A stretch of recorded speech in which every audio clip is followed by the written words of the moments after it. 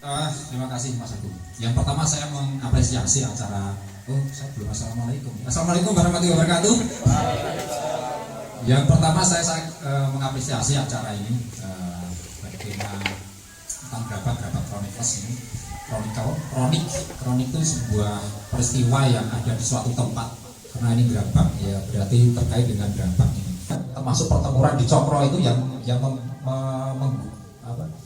ada beberapa pejuang yang meninggal dari angkatan darat, dari kepolisian ada 6 kalau nggak keliru. Itu tahun 1 Mei 49 terus Bonan itu di Candi Umbul sama tiga ada. Kalau itu udah masuk secang Bapak. Kalau udah ke lewat kalau berapa itu masuk berangkat iya itu ada stasiunnya itu.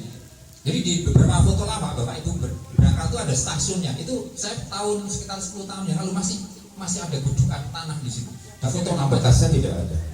Ada gundukannya ada. Bekas untuk misalnya seperti di Candi Umbul yang masih cuma gundukan tanah gitu. Okay. Terus foto lamanya juga ada. Jadi ada 3 berangkal Candi Umbul sebagai semacam tempat wisata sama yang Pagunan itu, yang gedean yang Pagunan itu. Karena mungkin sana dekat dengan perkebunan kopi. Masuk keberadaan villa-villa di Rancah, terus di Gunung Kelir ada ya, yang itu dan sebagainya. Dan salah satunya di Banjarsari. Ya. Di Banjarsari. Ya. Nah, terus lagi yang terkait dengan hal lain, sebenarnya kalau melihat kota itu tidak hanya melihat sejarah. Saya bukan sejarawan. Maka saya melihatnya secara populer masyarakat umum. Bagaimana ketika apa yang ada di suatu tempat, suatu wilayah itu kita bisa saling bersama-sama mengangkatnya. Nah, strategi saya ini kalau di Magelang sana, Magelang kota, saya bikin acara-acara dengan tematik tertentu. Misalnya tentang kalau Hindu Buddha, saya bikin acara namanya Jelajah Candi gitu. Itu buku tentang, saya lupa judulnya, tapi isinya tentang kayak propaganda tentang Chinese gitu ya. Nah, jadi dia minta kayak donasi, ngumpulin donasi dari pasar iklan dan sebagainya. Ini terus yang bawah ini tentang kertas sigaret. Kertas sigaret itu kertas untuk takeaway. Yang sekarang viral lagi. Ya, sebenarnya ada beberapa lainnya lagi. Cuma kemarin saya belum sempat mencari karena juga jelas kok repot. Jadi gerabak ini penting. Termasuk bikin rokok. Itu juga penting ya.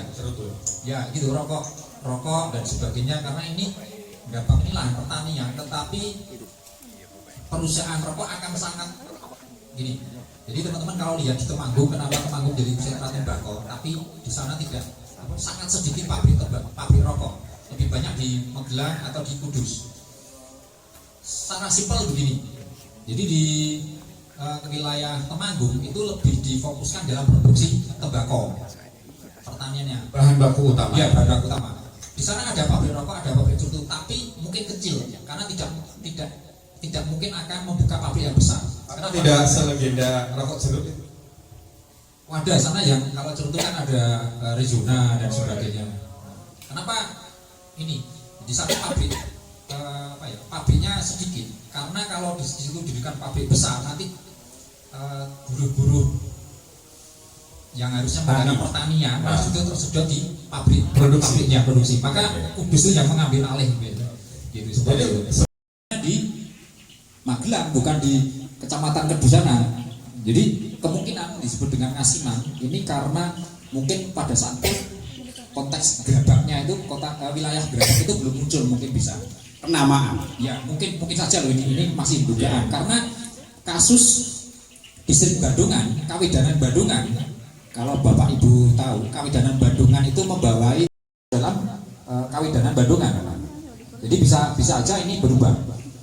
Termasuk soal Chinese scam ini. Jadi Chinese scam ini kan karena orang Chinese itu dibatasi dalam pergerakannya. Mereka hanya diperbolehkan salah satunya tentang perdagangan. Mereka hanya di wilayah kecamatan kecil-kecil gitu.